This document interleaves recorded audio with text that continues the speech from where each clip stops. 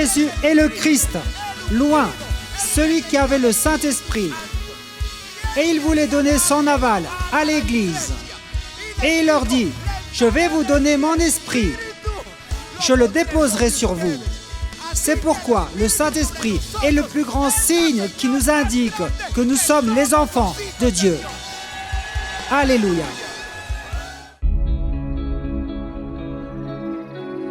Cuando tienes esa intimidad cerca de Él, el fuego no se puede extinguir.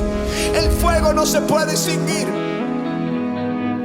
Y así como Jesús sanó cuando estuvo sobre la tierra y ha sanado durante todo el tiempo desde que partió hasta este día, continuará sanando. Y yo te digo, si caminas con el Espíritu, oigan lo que el Espíritu Santo dice: haré maravillas que no han sido hechas en toda la tierra. Será cosa tremenda la que Dios hará contigo, la que Dios hará contigo. Quiero decirte, el Dios que está sobre tu vida es un Dios para el cual los imposibles no existen. No hay nada imposible para Dios. No hay nada imposible para Dios. No con ejército ni con fuerza, sino con mi espíritu, ha dicho Jehová de los ejércitos.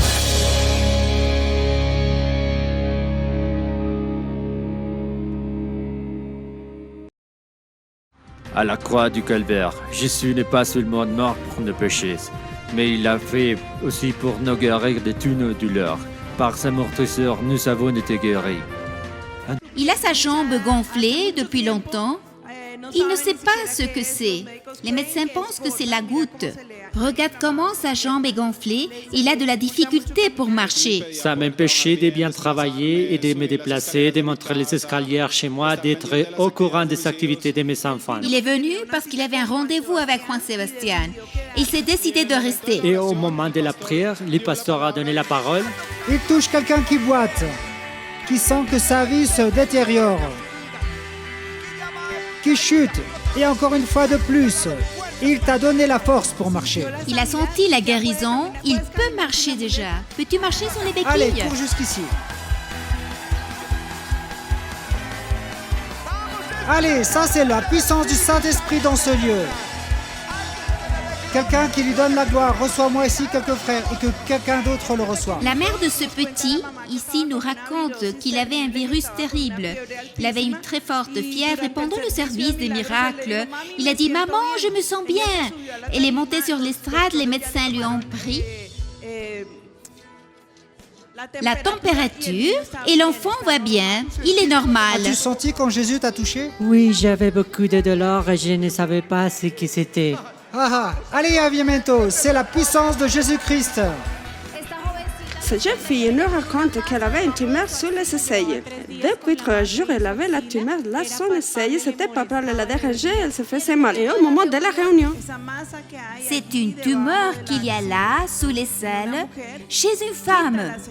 Retire-la, Seigneur, s'il te plaît, maintenant, au nom de Jésus. Nous l'avons examiné, ces aisselles sont complètement normales. Amen, amen. Père, nous chassons tout esprit de maladie qui a voulu rentrer chez elle, au nom de Jésus. Il était vraiment depuis 5 mois. Il dit qu'il était ivre, qu'il avait beaucoup de problèmes, qu'il avait un petit travail. Et en 5 mois, Dieu a transformé sa vie.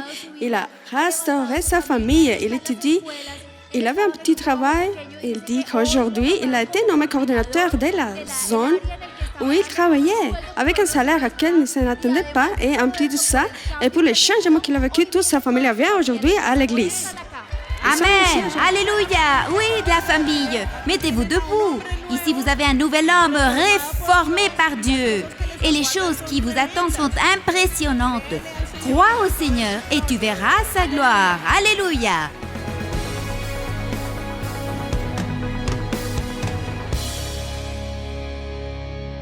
Si tu désires connaître plus de Jésus, savoir ce qu'il a fait pour toi et ce qu'il pourrait faire pour ta vie, alors prête une grande attention aux paroles suivantes. Chantons à sa gloire, que cela s'écoute dans les cieux, qu'avivamiento honore l'Esprit de Dieu. Alléluia.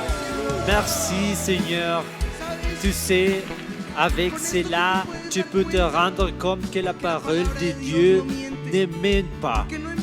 Dieu, en effet, n'a pas envoyé son Fils dans le monde pour qu'il juge le monde, mais pour que le monde soit sauvé par lui. Celui qui croit en lui n'est point jugé, mais celui qui ne croit pas est déjà jugé parce qu'il n'a pas cru au nom du Fils unique de Dieu. En lui, il n'y a pas de jugement. En lui, il n'y a pas de blâme. Il n'est pas un Dieu qui a de l'amour. Non, il est un Dieu qui est amour. Il est amour. Tout ce qu'il a pour toi, c'est sa manifestation, sa puissance, sa miséricorde, son amour pour te montrer qu'il a des plans pour ta vie. Pour te montrer que ces plans ne sont pas des morts, ils sont des vies. Pour te donner l'aboutissement de ce que tu attends. En lui, il y a l'espérance. En lui, il y a de la vie. En lui, il y a de l'amour. En lui, nous avons toute notre vie et notre avenir assuré. Aujourd'hui, j'ai vu prier pour ceux qui disent « J'ai besoin de Jésus. J'ai besoin de le trouver. J'ai besoin qu'il me libère, qu'il me sauve, qu'il me soigne mes blessures, qu'il soigne cette douleur que j'ai dans mon cœur. Qu'il purifie mes péchés et qu'il me donne cette nouvelle espérance. Si c'est ça ta décision et tu dis je veux donner ma vie à Jésus, s'il te plaît, lève ta main. Tous ceux qui disent je veux donner ma vie à Jésus, levez votre main très fort maintenant. Que Dieu te bénisse, que Dieu te bénisse. Je vois beaucoup de mains se lever. Je vais vous demander s'il vous plaît de vous mettre debout. Nous allons vous accueillir avec un fort applaudissement. Regarde ça. Mettez-vous debout, mettez-vous debout. Que Dieu te bénisse, que Dieu te bénisse. Dieu vous bénisse. Que Dieu te bénisse. Allez, à bientôt. C'est une journée de salut. Merci Seigneur. Vous qui vous êtes debout, je vais vous demander s'il vous plaît de fermer vos yeux. Et ensemble, nous allons prier et prendre cette décision de tout notre cœur pour notre Sauveur. Amen. Si tu es prêt, je veux te guider dans cette prière. Dis avec moi, Seigneur Jésus, j'ai besoin de toi. Je reconnais que j'étais pécheur, que je me suis éloigné de toi. Je me suis séparé, j'étais rejeté et j'ai renié croire en toi. Mais aujourd'hui, je me repens, je me rends à toi. Je te donne ma vie et je t'invite afin que tu sois mon Seigneur et mon Sauveur. Je te prie de laver mes péchés avec ton sang. Écris mon nom dans le livre de vie. Et s'il te plaît, ne l'efface jamais. Aide-moi, je vais rester fidèle à toi et à ta parole pour le reste de ma vie. Et jusqu'au jour où je serai avec toi pour l'éternité. Au nom de Jésus, Amen et Amen. Lléname de ti. Sopla sobre mí, Espíritu de fe, una y otra vez. Tu brisa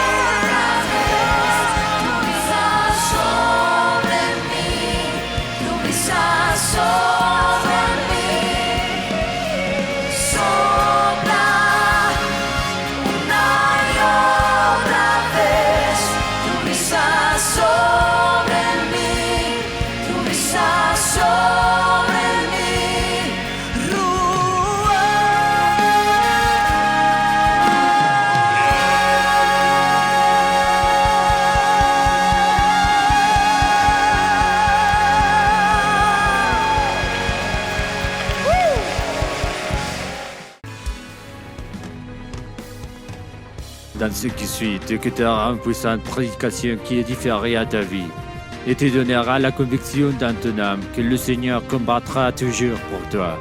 Ne te distrais pas, parce qu'une seule parole peut changer ta vie pour toujours. Avec vous, le pasteur Ricardo Rodriguez. Il est dit dans le 2e livre des Rois au chapitre 2. Si vous y êtes, dites un bon amen. Comme il continuait à marcher en parlant, voici un char de feu et des chevaux de feu les séparèrent l'un de l'autre. Et Élie monta au ciel comme un tourbillon. Élisée regardait et criait, mon père, char d'Israël et sa cavalerie. Et il ne le vit plus. Saisissant alors ses vêtements, il le déchira en 2 morceaux. Et il releva le manteau qu'Élie avait laissé tomber. Puis il retourna et s'arrêta au bord du Jourdain. Il prit le manteau qu'Élie avait laissé tomber, et il frappa les eaux et dit, « Où est l'Éternel, le Dieu d'Élie ?» Lui aussi, il frappa les eaux, qui se partagèrent çà et là, et Élisée passa.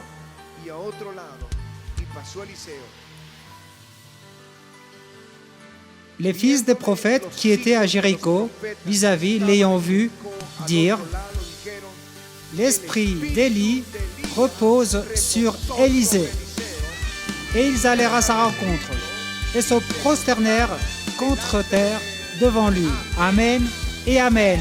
Alléluia. Alléluia. Nous pouvons perdre beaucoup de choses. Nous avons reçu par grâce, et par grâce, le Seigneur nous l'a donné. Et il lui demandera, c'est de lui.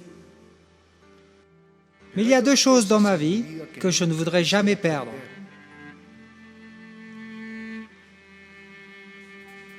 La présence de Dieu dans le ministère et dans ma vie. Et son onction. C'est lui. Le don le plus merveilleux qu'il nous a donné comme ministre et comme croyant. La présence de Dieu et l'onction du Saint-Esprit. Mais parfois,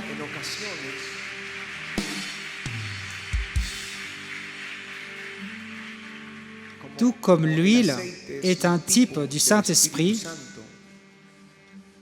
tout comme le feu, le fleuve ou la nuée de gloire sont des symboles du Saint-Esprit dans l'Ancien Testament. L'huile l'est aussi, et l'huile a une particularité. Tu peux avoir une bouteille d'huile nouvelle, et après quelques mois et quelques années, elle va s'évaporer. Et puis, quand tu vas vérifier ta bouteille d'huile, tu vas voir qu'elle va diminuer significativement.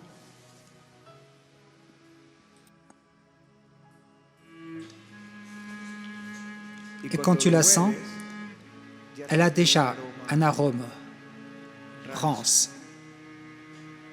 Et c'est le moment de changer d'huile. Ce soir, c'est ce que je demande au Saint-Esprit pour Avivamento, c'est cela. Qu'il nous donne une huile nouvelle. Ce soir, une huile nouvelle vient pour ta vie. Dis-le, huile nouvelle, onction du Saint-Esprit.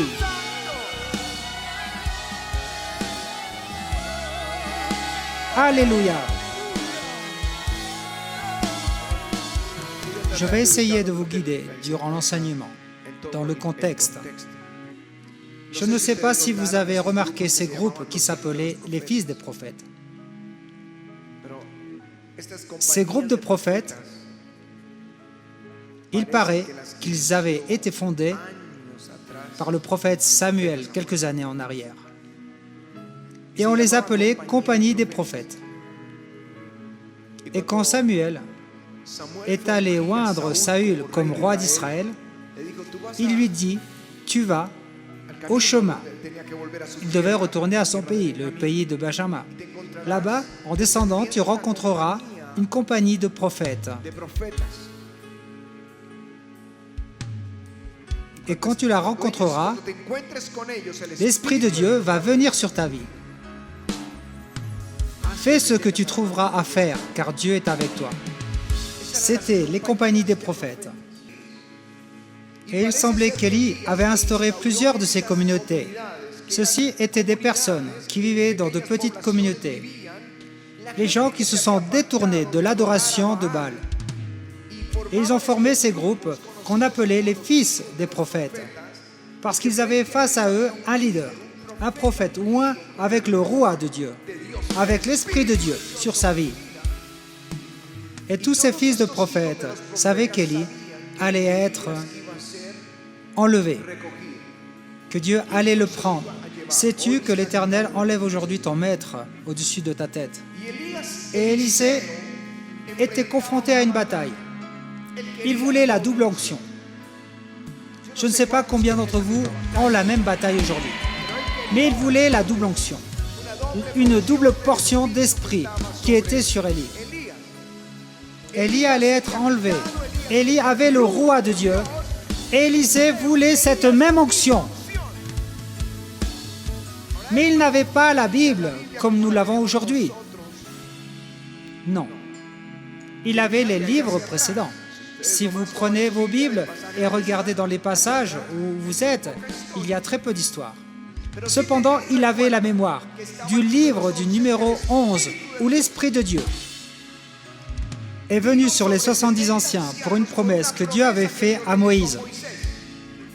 Je vais prendre de l'esprit qu'il y a en toi et je vais le mettre sur les 70 pour qu'il t'aide à porter la charge. Bien qu'il se référait spécifiquement au Saint-Esprit, au passage de Nombre 11, parce que dans le verset 29, il est dit que Moïse a dit « Si seulement l'Éternel pouvait mettre son esprit sur tout le peuple et non seulement sur les 70. » Moïse l'avait décrété, ou bien Dieu l'avait dit à Moïse ainsi. Élisée le demandait de la même manière. Mais à ce moment, Moïse n'était plus là. À cet instant, il y avait Élie. Alors il disait « Je veux l'esprit qui est en toi. » Tout comme l'esprit qui était sur Moïse, qui était venu sur les 70, je veux l'esprit qui est sur toi, Élie. Mais je veux une double portion. Alléluia. Une double portion de l'esprit. Pour deux raisons. La première, c'est le roi de Dieu. C'est l'Esprit de Dieu. Celui qui confirme les prophètes, ou les rois, ou les juges, ou les nouveaux leaders.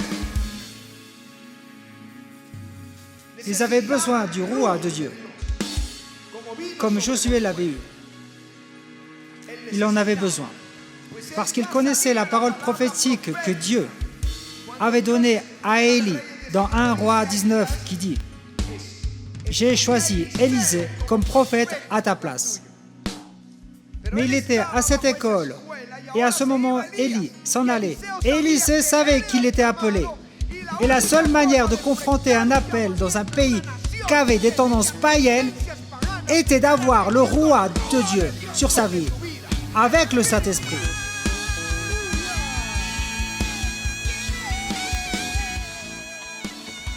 Et il en demandait une double portion. Une double portion. Pourquoi une double portion? Pour que tout le monde comprenne qu'il était l'aîné. Le fils aîné recevait toujours 2 fois plus.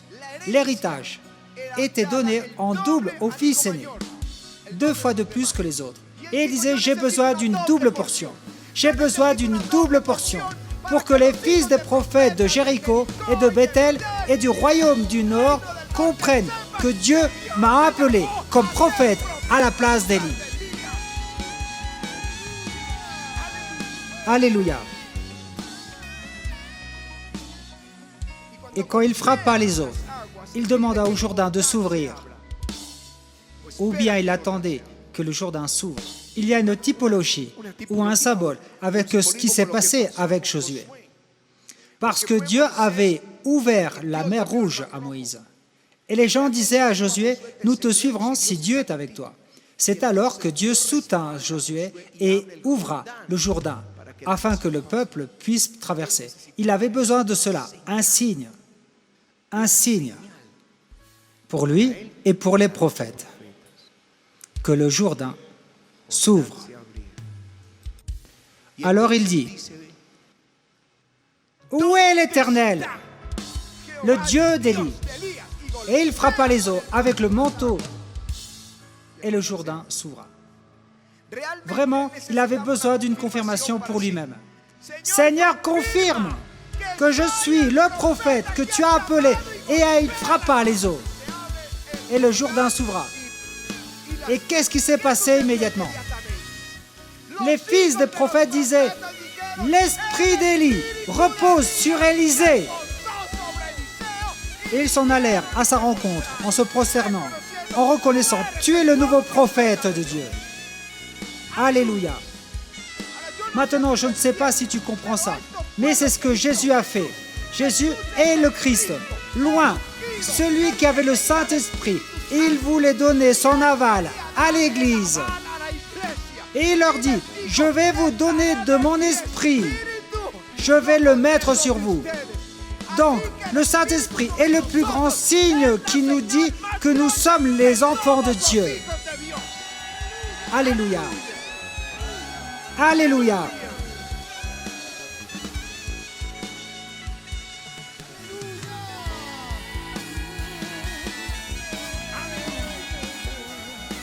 Maintenant, si Élisée est un type de l'Église, alors nous faisons partie de ceux qui vont avoir la double onction.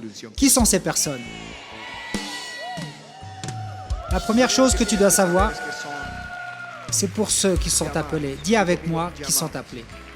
L'apôtre Paul dit, en écrivant aux Romains, « Cela ne dépend ni de celui qui veut, ni de celui qui court, mais de Dieu qui fait miséricorde. »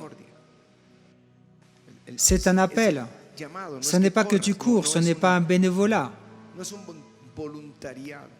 Beaucoup de personnes se trompent avec un bénévolat. Cela m'inquiétait quand on avait commencé cette œuvre. Il y avait des gens qui disaient « Moi, je veux aider », parce qu'on doit faire quelque chose de bon, comme visiter les anciens, aller à l'hôpital ou visiter des malades. On doit le faire. Mais ils croient que le ministère est comme un bénévolat, un peu d'aide. Non, le ministère est un appel. Dis avec moi, un appel. La deuxième chose est qu'il a été envoyé. Il a été appelé, il a été envoyé. Car il y a beaucoup d'appelés, mais peu sont élus, peu sont envoyés. Et l'apôtre Paul dit, « Et comment y aura-t-il des prédicateurs s'ils ne sont pas envoyés ?» Ce n'est pas seulement qu'ils sont appelés, envoyés, mais aussi qu'ils ont été élus. Il y a beaucoup d'appelés, mais peu d'élus. Avant, le Seigneur choisissait les rois, les juges, les prophètes, les prêtres. Mais maintenant, où sont les croyants? Nous sommes les appelés, lignée, choisis par Dieu. Nous sommes la lignée choisie par Dieu, afin que nous puissions annoncer les bonnes nouvelles. Alléluia. L'onction doit être sur vous, qu'ils disent, ceux-là viennent d'Avivamento, ils sont loin. Ceux-là font partie de l'Église des derniers temps, ils sont loin. Et quand ils lisent les évangiles et le livre des actes des apôtres, et ils vous voient, ils disent, ils sont pareils, c'est un petit Pierre, un petit Paul, un petit Timothée, un petit Élie, un Élisée. Moïse est un prophète de Dieu. Il est loin. Il a le Saint-Esprit. Il a le Saint-Esprit. Ce sont des chrétiens. Petit oin. Nous allons lui demander au Seigneur, tenez-vous par la main dans chaque église. Dans chaque église. Levez vos mains et nous allons lui demander, Seigneur, l'arôme de ta présence parmi nous. Offre-nous cet arôme de ta gloire. Maintenant, Seigneur. Touche-nous, Seigneur. Au nom de Jésus. Que s'imprègne cet arôme sur nous dans ce lieu. Au nom de Jésus. Touche-les, Seigneur. Touche-les, Seigneur. Touche-les. Augmente cette onction. Touche-les. Touche-les. Touche-les, Seigneur. Touche-les. Reçois. Reçois. Reçois. Reçois. Reçois. Feu. Feu. Feu. Feu. Feu. Feu dans ton esprit. Que personne ne peut éteindre. Feu. Feu. Donne-leur le feu.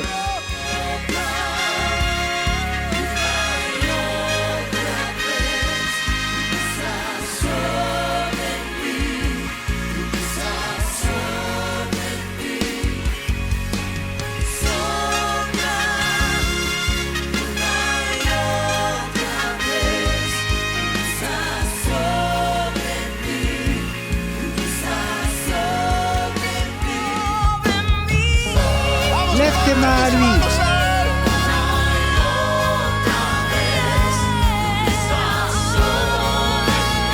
La brise sur moi. Dis-lui souffle. Lève tes mains et adore-le.